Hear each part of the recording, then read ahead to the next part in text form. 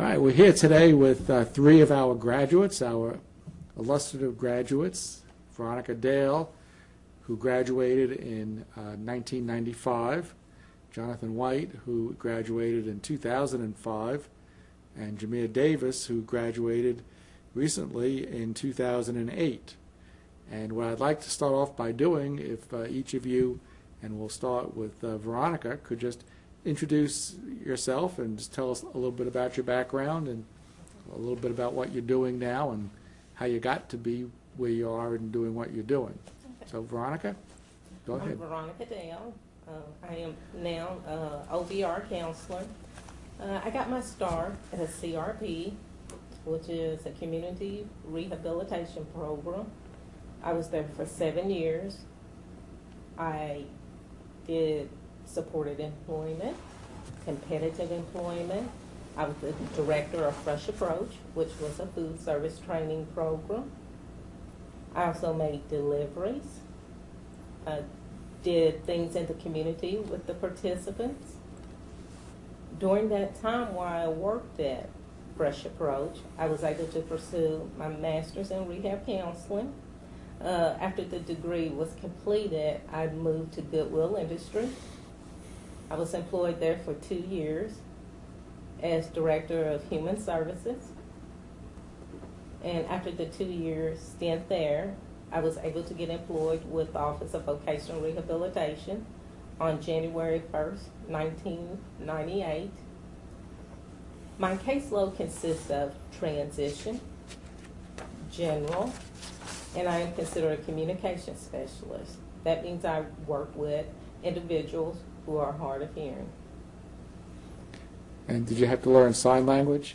No, I did not have to learn sign language, but we do have to learn about the latest technology with hearing aids, assistive listening devices.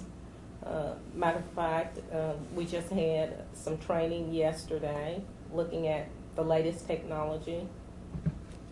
Hearing aids and communication devices, the technology is changing so rapidly. It's a very interesting field and a field that you need to stay abreast in. Okay, and what does your caseload consist of now? I probably want to say the last numbers I looked at, I had close to 300 individuals, 75 in training. I forgot how many in what status, probably ready for employment, 25. Status 10s, who are people ready to go on to have their plans developed, maybe 100. So I have a fairly large caseload, and it's pretty diverse. And I do like that. With each different caseload or each segment of the caseload, there are different challenges. And it gives me opportunity to think outside the box, not do the repetitive same thing over and over, because each person is so different. Can you give us some ballpark figures on the diversity of your caseload, the types of individuals that you're seeing right now? Yeah, I have seen an increase in substance abuse, individuals who have lengthy criminal records, so therefore felony charges, and a lot of mental health and Asperger's. Okay. I've seen the trend, especially increase in Asperger's. And you work with a school, is that right? Yes. I handle Henry Clay High School. That's my largest high school. I also deal with Family Care Center that is located here in Lexington. That program is geared towards teenage moms. I work with that referral source, and the private schools. And I'm doing some students who are being homeschooled. Okay. And then the general caseload is where I see more adults. And then I'm a communication specialist, so I have adults who are in need of hearing aids, assistive listening devices, so that they can go to work or maintain the job that they already have.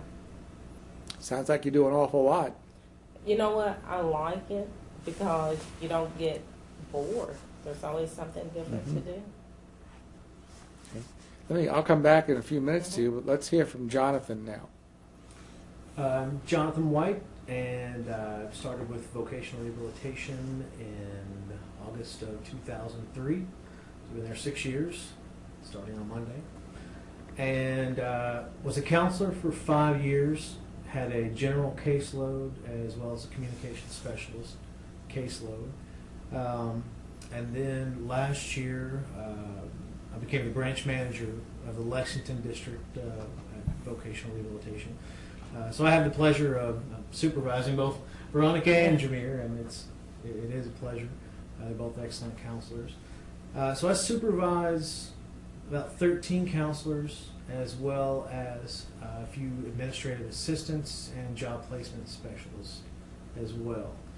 Our average caseload size in Lexington is about 250 cases per caseload. Mm-hmm. So all in all, there's about 3,000 consumers that fall sort of under me indirectly. And I was also part of the first cohort of the distance learning program of the MRC program. Really enjoyed that. We got to be sort of the guinea pigs for that program, and I'm glad to hear that it's alive and well and thriving. So Yeah, that's a good still thing. in business. That's good. That's a good thing. And like I said, I'm managing the branch in Lexington.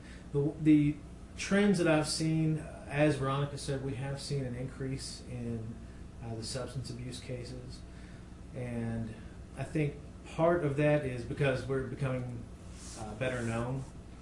I think there for a long time, voc rehab was one of the best kept secrets in Kentucky, and I'm glad that that's not the case any longer. The other thing that I'm seeing, we're seeing a pretty dramatic increase in cases all around, and I think part of that is due, at least in part, to the downturn in the economy.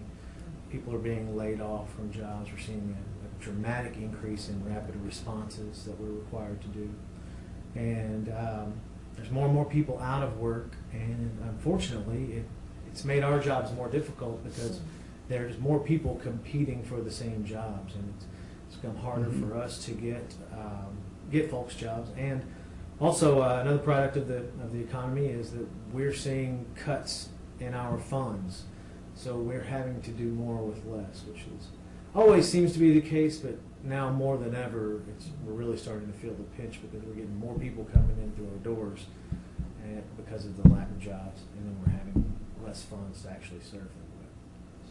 Now, you both mentioned substance abuse. Let's just tell me, for my own clarification and clarification of the students, when you talk about people with substance abuse, are you talking about people having substance abuse as the primary disability, or is it a secondary disability, or just a combination? It can be either.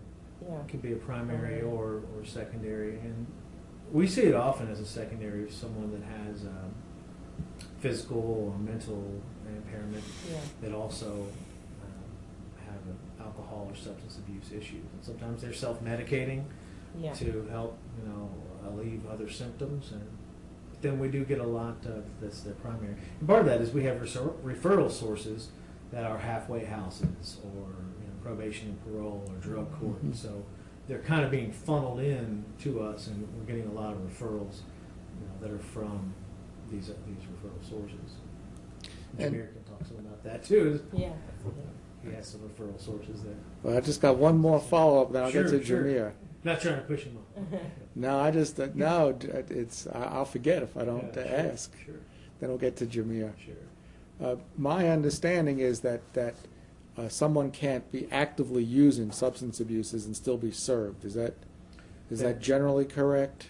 That is correct. If someone is actively abusing drugs and alcohol, we cannot provide service to them.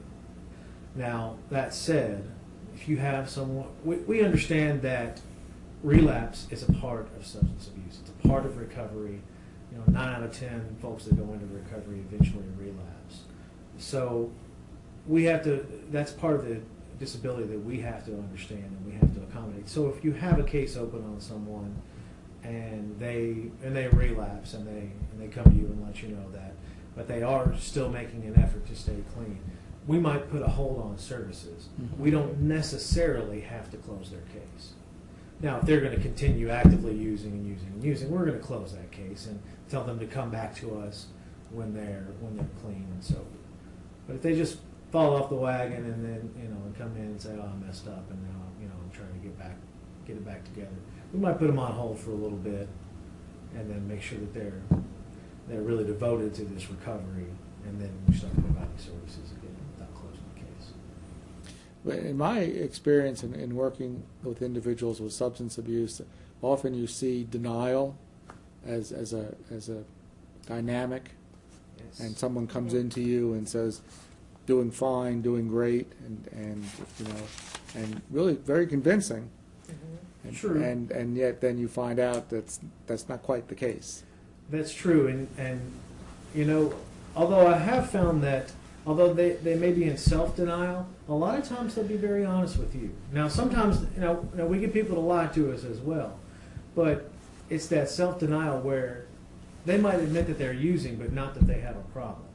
And you have some really interesting conversations where you address someone's substance abuse, and they say, "Well, I don't have a problem." And I said, "Well, according to your police record, you've been arrested 12 times in the last 5 years for public intoxication." Well, they'll just pick you up for anything if you're just stumbling a little bit. Well, if you're stumbling, you probably have a problem. Yeah. And so it's, sometimes you can see the gears turning in there as they sort of come to that realization, well, maybe this is more of a problem than I'm willing to admit. And I have been known to send individuals for psychological to rule out maybe there's something else going on. But I did have an interesting one come back, and the gentleman explained to me, "Yes, I did that, but I don't do it now." He said, "But I never lost a job to my cocaine use." He said, "I was functional." And I know there's such thing as functional alcoholics. You meet them all the time. But he was someone who was able to keep his cocaine habit going. Worked. I don't know how he did it. And then somehow get himself together, and now he's here working with us. And I have to say, that's been the most compliant individual I've ever had. If I say, "Sir, you need to stand on your head to get this service," he would do it. He's very compliant. So in that case, was substance abuse the disability or the impairment? Or was it something else and just happened to also have the cocaine when we use? got the report, there was PTSD. Okay. Post-traumatic stress disorder. And we had to talk about it. And he is a Vietnam veteran. So to me, that was the flag right there. Okay, that explains the rest of the behavior. Right. Well, let's hear from Jameer, our 2008 graduate, December '08. Yes. Tell us a little bit about your background. My name is Jameer Davis. This is my first year working with the Office of Vocational Rehabilitation. I started January 01. And 01? January 1. January 1. January Right. Okay. 1st of January. 2009. 2009. Right. Yeah. Sorry. Yeah. Go ahead. No problems. And so, but I also did my internship with OVR. And I was under Veronica Dale. She was the one who really guided me and taught me the ropes about how the process of services work at OVR, and I'm thankful to her for that. She did an excellent job. And at OVR now, I have a drug and alcohol caseload. I currently work with 4 referral sources, being Dismissed Charities of Lexington, the Lexington Rescue Mission, Privet Center, which is an extension of the Hope Center program here in Lexington, and also Lighthouse Ministries. I enjoy working with the caseload that I do. It is very challenging. I have a caseload currently of about 90 consumers. When I started on January 1st, I think I started with about 35. Yeah, so it's grown pretty rapidly, and in the fall I will begin with a caseload at Dunbar High School as well. So I'll be taking a high school caseload, and I look forward to that. Like Veronica said, it will be a new just a new experience, and it will keep me on my toes, and I'll have to learn as I go, but I'm looking forward to the challenge. So. Okay. And you got your master's, as Jonathan and Veronica did, from the UK program. Is that right? Yes, I did. Okay. I did get my master's from UK. Dr. Crystal was my first class. Is that right? You were my first instructor with the program. Well, sorry about that. No, it worked out well. It worked out well. Now, tell me this. Now, you got your degree, your bachelor's degree from UK also. Yes, I did. Is that correct? Yes, I did. I got my bachelor's in communications. Communications. And are you from Kentucky? No, I'm not. You're not? Where are you from? I'm originally from San Francisco, California. So what brought you here? I originally came The chance to go to the rehab program? That's what exactly what it was. It was the rehab program. That was it. No, I originally did come to play football, and I played for 2 years for the University of Kentucky. Then I decided to stay just for the rehab program, though. Okay. And it's been an excellent choice. Now, I wanted to ask you a little bit about your experiences on the football team. Okay. And if you can think of lessons or things that you learned playing football, and we're not, I'm asking you this because, it's not like just a pickup game.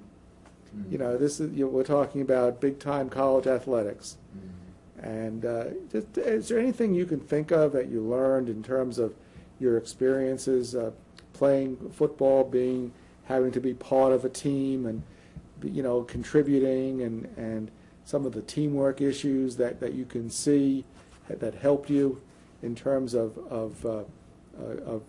your own growth and development, and even the work you're doing now in vocational rehabilitation? Is there anything you can think of? Definitely.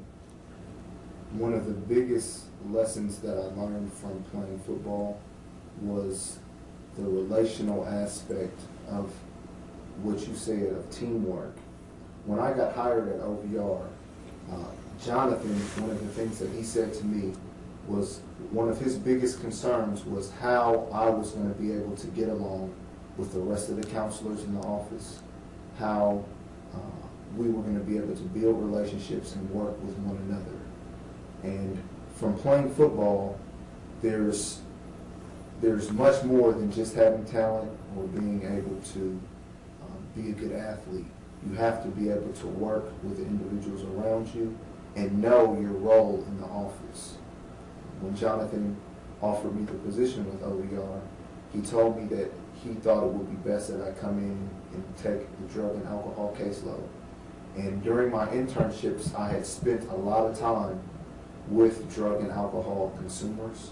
I did my internship, like I said, with OVR, and then the other half of it was with the Lexington Rescue Mission, where I was responsible for doing case management with individuals in an inpatient program. So it was very hands-on, very intensive. But I would say the big picture of it was being able to build relationships with my coworkers. And I don't know a lot about this profession still. I'm learning every day. And to be able to go to my coworkers and to ask them questions, to be able to go to them and just get advice on how to handle consumers in different cases, it's a big part of being a counselor, especially when you're new and you don't have a lot of experience. Mm-hmm. And they have been great, I have to say, about just allowing me to come and ask questions and not feel like I'm out of place and really being welcoming. So the relational aspect of football and of this job are very similar. Let me ask you kind of a follow-up, an analogy, and see if this makes sense. I think, and I don't know much about the athletic program, but at a university like this one, it would seem to me that most of the athletes who come here, whether it's a men's team or women's team, are going to be probably at least from their high schools, pretty much at the top. And then they come into a program like this, and they find out that maybe they're not as good as they thought they were. I'm not talking about anyone in particular. I'm just saying in general. Is there any and you know, then you got to prove yourself again, and you got to go out there and compete, and then you know, you got to always, you know, you can't slack off if you want, especially if you want playing time. Is there any sort of analogy to that experience of going through that, as you know, you're graduating and you go to work and you find out there are a lot of other people there who, you know, they're not competing against you, but they know a lot of things, and you know, you graduate, you always think you know everything, going to change the world, at least I thought that way. And then you go out there and you find out that, you know, that's not quite the way you thought it was going to be. Anything along those lines that you can relate to? I would say yes. During my internship, I learned a great deal, like I mentioned before, from Veronica. Everything that I had known before that about OVR was strictly classroom based before I stepped foot in the actual field, and it was eye-opening. But it was good that like I said, I interned there. It was hard to intern there because I wasn't, you know, getting paid, and the hours were long, and it was challenging. Just like a freshman comes in to the UK, it's going to be challenging. He might be asked to redshirt where he's not going to play at all, but you're going to do all of the same work as everybody else. And I was doing a lot of the same work and wasn't getting paid, but it was worth it in the long run. And then also with my mentor, OVR has a very good process of mentoring every counselor that comes in within the first 6 months of them working there. And I had a great mentor who, she told me, you need to read the manual, you need to know the facts, you need to know how to do eligibilities, you need to know how to write plans, you need to know how to do supported employment, you need to know all of the processes that are involved with OVR. And it was very humbling, but it's been good for me. I've learned a lot. And I want to give Jameer accolades. Sure. He can write one of the best eligibility. He is superb at that. He reads the information. He plugs it in at the right place. He's probably one of the first students I've ever met that I actually decided to follow his format on doing eligibilities. I adopted his format. He just really does an excellent job getting those eligibilities done. And they're very detailed. So once I saw how he was doing them, I followed his format. So I adopted my eligibilities when he's doing them. Let me kind of follow up on that sports analogy I was giving you. From the little I know about you know, college athletics or big time athletics, it's, you know, you do what the coach tells you. Is that a fair statement? Yes. And I think correct me if I'm wrong, Jameer, because you know it firsthand, but it seems to me that with only a few exceptions, those players who want to do things, who know it all, going to do it their own way, they don't succeed. Now, even the good ones, except with the really, really good ones, maybe can get away with doing it the way they want to do it. But everyone else does it the way the coach says, and if they don't, then they have conflicts. Does that sound familiar? Or would you agree with that? Yes. I would advise anyone who is beginning a career with OVR to take seriously the advice that they're given from mentors or supervisors. Yeah, that's where I was kind of going with this. That, and I want to ask Jonathan. Go finish what you wanted to say. I'm going to ask Jonathan about that. I totally agree. I can't. Right. I would be foolish to go against anything that these two or anybody else in my office would recommend me to do. And there's just so many years of experience in our office overall. I think we have I wouldn't even guess how many years of experience we have. Probably over 100. Easily over 100 years of experience in our office. And I've only been here 7 months. So. And there are only 4 of you, right? No, I'm just teasing on that. Well, Jonathan, tell us a little bit, if you don't, if you can, about what it's like to be a manager And you came up through the ranks, and got your master's degree, as you said. Tell us a little bit about what it's like, and what are some of the things that you face on a day-to-day basis to be a manager and working with supervising people, dealing with consumer complaints, and trying to keep everything, copacetic, everything in balance. Right. Well, it's a whole new set of challenges. I have really enjoyed it. I've been doing it just a little less than a year, I guess 11 months now. And I have enjoyed it. I think, to me, one of the most important things that you can do is to make sure that you have the right people on your team. Getting back to your sports analogy. And, when we hired Jameer, we also hired another counselor at the same time who was also an MRC graduate. And one of the reasons that we did hire Jameer, he did a great job during the interview, but also because he had been with us throughout his internship, we got to see him every day. And we knew how he interacted with people. And I knew that he was going to get along with the folks that were already part of our team.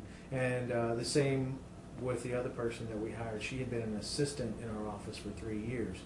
And everyone loved her, and she got along well. And it's really important to me that people are going to get along well. I mean, not everyone is going to be happy all the time, but it only takes one bad apple to spoil the bunch, I guess you could say.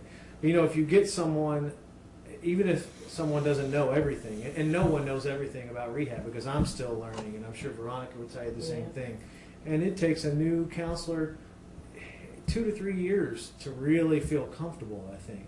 But if you get someone who is intelligent and a hard worker, then you can get them to where they need to be in terms of being a good counselor. So if you get someone that's smart enough and willing to work and is going to get along well with the other folks that are on your team, I think you're going a long way to putting together a good team, which in the long run will give you less headaches as a manager. Now, one of the things that is a little different about being a manager, I don't get nearly as much consumer interaction as I used to, and generally the consumer interaction that I do get now is a lot different than what I got before. I tend to only talk to consumers when they're unhappy about something, Right. and then I have to address these issues with counselors and other folks. And it's important that you always listen to the consumers, but also that you listen to your counselors and back your people up, but then also make sure the consumers get served as well. So there's always a delicate balance there. We need to make sure that we're doing the right things on our end to make sure the consumers are getting served. So, I have a lot more interaction now with the central office staff in Frankfurt, with the higher up leadership, and I feel like I act as sort of a liaison between the field and our staff in Lexington and central office. And I think that's really important, because I know that at times I think sometimes the staff in the field feel that there's a disconnect between the central office staff, and you hear comments like, well, they're just up there and they don't know what it's really like to see consumers and things like that. So, it's important that I can deliver the message from the field. Look, this is what we're facing in the field. This is what we're seeing in the office every day. And at the same time, when things are handed down from central office, when new policies and procedures are being put into place, it's important that I can explain why they're doing this, that there is a reason, that we're not just throwing things out there to create more paperwork. So, it's important as a manager to facilitate things on both ends of that, to make sure that there is good communication. Okay. But let me follow up with Veronica on one of the things that you both said, and that is the comment that you're always learning. Let me ask Veronica, I'm sure you would agree with that. I think you even said that. But let me ask you, from your perspective, because you've been in the field the longest, tell us and part of always learning means new things come about. So that's not as if things are the same and you're just learning more about the same things. You're learning new things because you're serving new populations. The population that you serve changes. I think before we started, you mentioned your counseling techniques have changed. Tell us a little bit about that and what you've seen in terms of new learning based upon just the new expectations that are out there. As far as new counseling techniques, and I think Jameer has witnessed some of my counseling techniques, how they have changed. I want to say, and Jameer will probably say this, I'm much more to the point, and I don't know if that has to come with age. I'm not as tolerant in some behaviors as I would be, and I do a lot of role playing. I think that is very helpful. I like to model. I like my consumers to be in my shoe and tell me how they would handle a situation, why you would do that. I use a lot of that. I do a lot of scenarios. If this happens, what happens to you? And I even go to the point and talk about being a good steward of tax dollars. Do you think we should spend our money to help you become a brain surgeon when the folky vow says you need to stick with janitorial? Does that make sense? Can you understand that? I use those type of counseling techniques. And I want to say I'm probably more to the point now. I don't sugarcoat, not sugarcoat, but I'm just more to the point. And I think with the younger generation, they get it. Okay, and what do you attribute that to? Is that just the change in the population? Is it Yes. the change in just your experience, or a combination of different things? I think I'm grown comfortable as a counselor as I've gotten older, and some of the experiences. The students that I work with now are the type of individuals you can be upfront with. When you deal with individuals who have felony backgrounds, there's no reason you should tiptoe around. They're very much aware of what life can throw at you. So I think that has a lot to do with just the individuals I'm seeing. And I'm very upfront with parents. And I think they appreciate that. I've never had anyone storm out. I just get to the point and let's see how we are going to accomplish the vocational goal, how we're going to develop the plan to get to that point A. But even though you're more to the point, just from my knowledge, and I'm sure what's come across today, is that you come across as being very empathetic and understanding. Yes. So you're to the point, but from a framework of being empathetic. Right. And I think that... And empathetic and having positive regard for people and being genuine. That's the key. I'm very genuine. When you walk out, I might not have told you what you wanted to hear, but you can tell I really care. And I have your best interests at heart. I want you to be successful. I want you to accomplish the vocational goal. That's what we're here for. And, you've seen a lot of changes that have occurred. How do you keep yourself kind of from burning out? And how do you... I'm trying to, Jonathan. Oh, okay, that's a good answer. I have seen a lot of changes, and one of them is the computer work. Right. Yeah, we've gone to a new case management system, and I'm probably come to Jonathan and complain. But you know what? Complain to me all you want. Yeah, and I don't that's have the anything to key. do with it. He doesn't have I've anything gotta to do use with it. too. I have to use it, Yeah. and I will learn how. And I just keep going. There's no use wasting too much energy complaining about it. I got to use my energy to deal with my consumers. So I do the best that I can. But you know what? I've actually learned a lot with the new system, the new case management system. So being open to Oh yeah, I'm changes. very open to change. Very open. You have to be in this agency. And let me ask Jamia, new counselors, I think a lot of times, even though they know things will change, in the back of your mind, I think when all of us entered the field, we kind of thought, well, this is the way it is, and it'll probably always be this way, and this is the way we know it. But things will change, and there will be new things coming down, and whether it's new things in terms of professional issues or consumers we serve, or just the technology, as you're saying, and things that we can't even imagine. I know that the things that we teach now in the rehab program, when I was in school, we never learn these things. I mean, some of the basic things you do, but when I started in school, the mandate was to serve people with the least severe disabilities, and that a couple of years after I started, that got turned around, and we're still working to serve those with the most significant and define what that means. Any thoughts along those lines, Kamir, what I'm saying? And since you're just starting out and have your whole career ahead of you?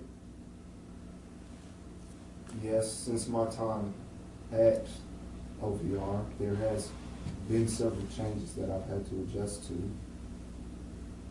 But I think, like Veronica said, is that you can't get caught up in worrying about the changes that are occurring, but still have the same mind frame of that we're here to serve consumers. Mm-hmm.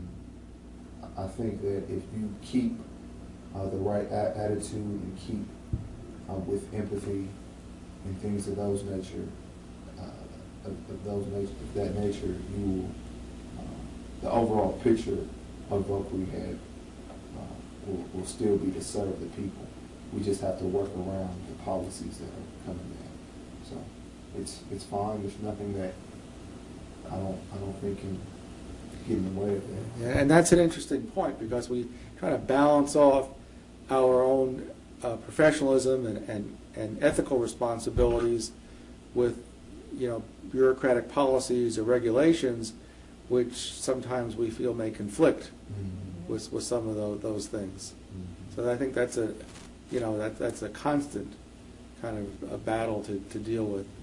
And Jonathan, how do you mediate all of this as a manager? How do you kind of keep things in balance and keep things moving along? It can be a challenge, especially like I was saying before, especially when we get new policies and procedures handed down to us that on the surface maybe don't make a lot of sense. And I've been there on the counseling end of that going, why are we having to do this now? Why did they just add 2 pages to our eligibility worksheet? I'm already covered up with paperwork.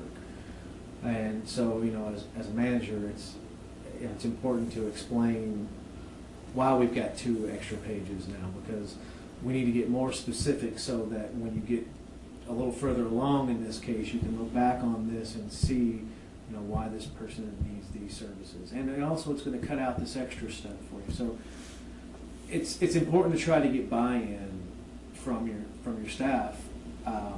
Otherwise, if people don't understand why they're having to do something, they're not going to take it seriously, and more than likely not going to do a good job, and it just makes people sort of disgruntled overall. And so I try my best to explain those things. And sometimes you just have to say, look, this is the way it is. This is the change. I didn't make it up. It was told to me, and this is the way we have to do it now.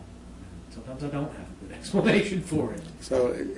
So you have to be the interpreter, and you're kind of like the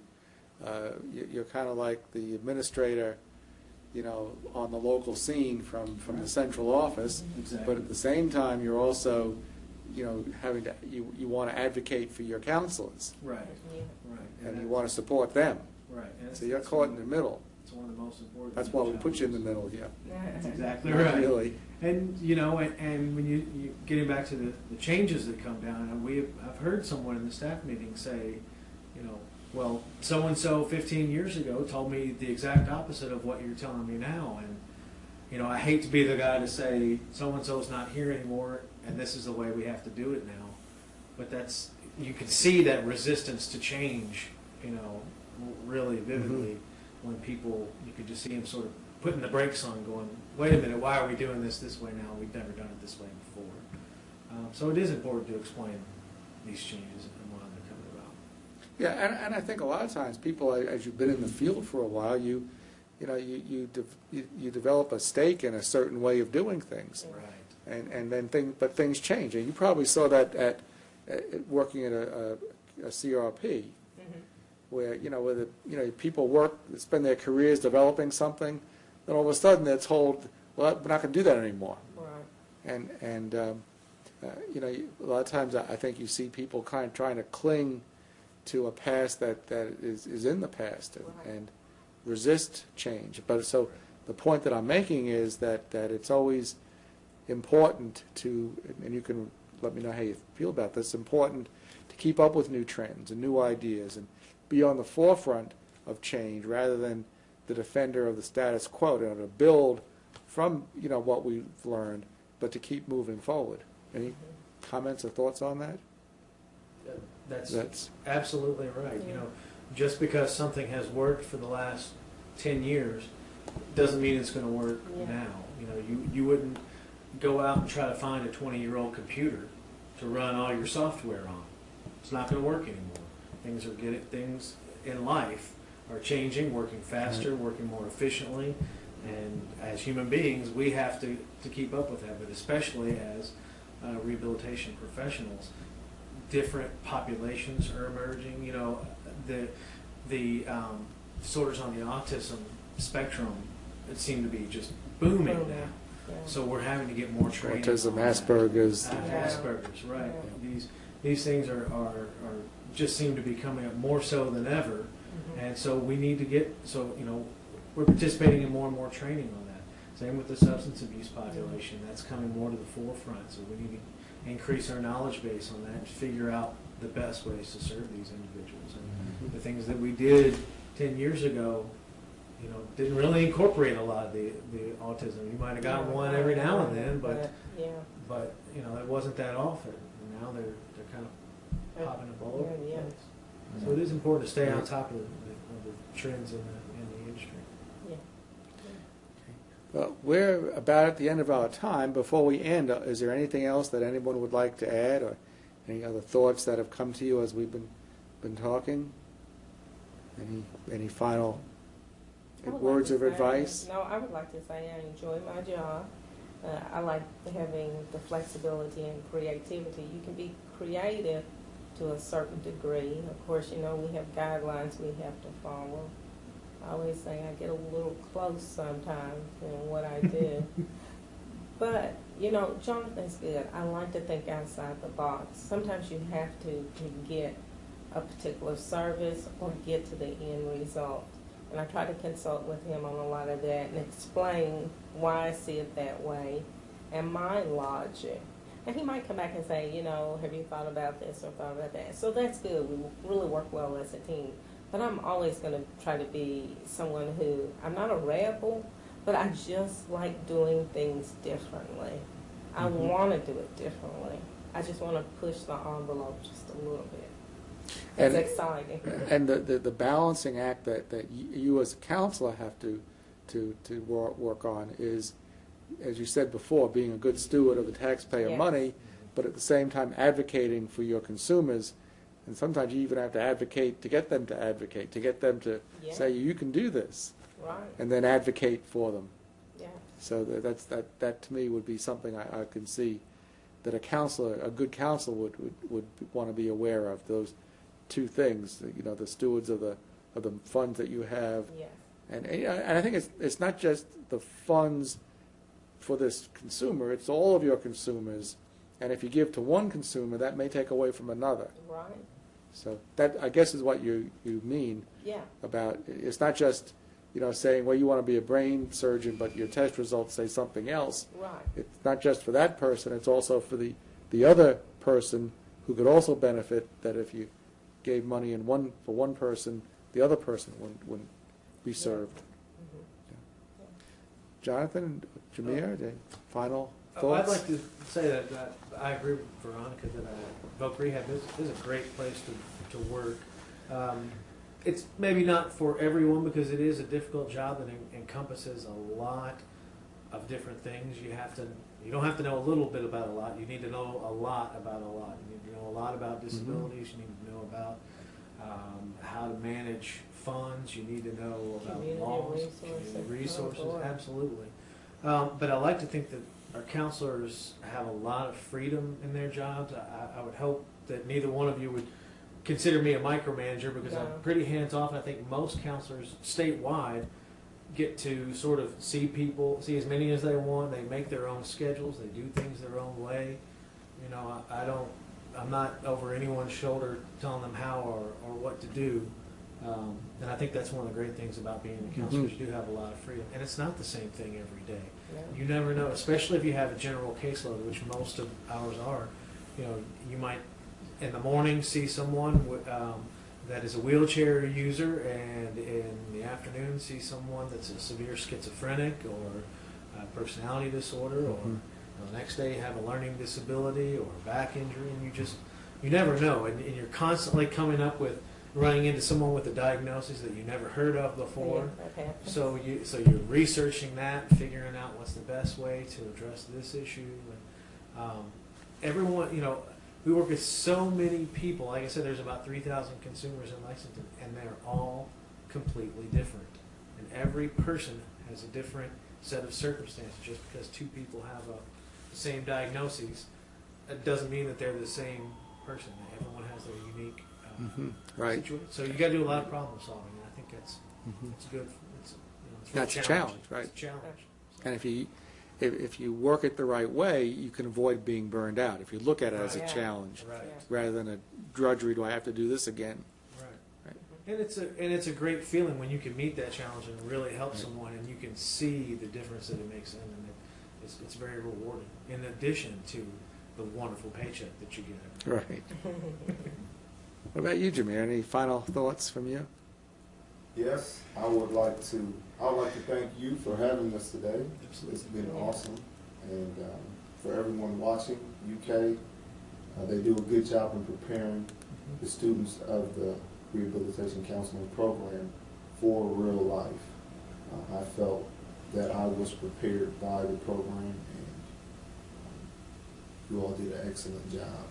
And I'd like to continue to see the program expand and see more professionals come out and get jobs and go to work because they're needed. And it's important that we work in partnership, as you're saying, as training and taking students for field work, Yes. because that's an important component, and you learn a lot in the field work aspect of the program, and you learn a lot from talking to each other. I know you're all very busy, but I would imagine that if you when you have a chance to talk to other colleagues, you can learn a lot from how they approach their jobs and the different ways they do it. Okay.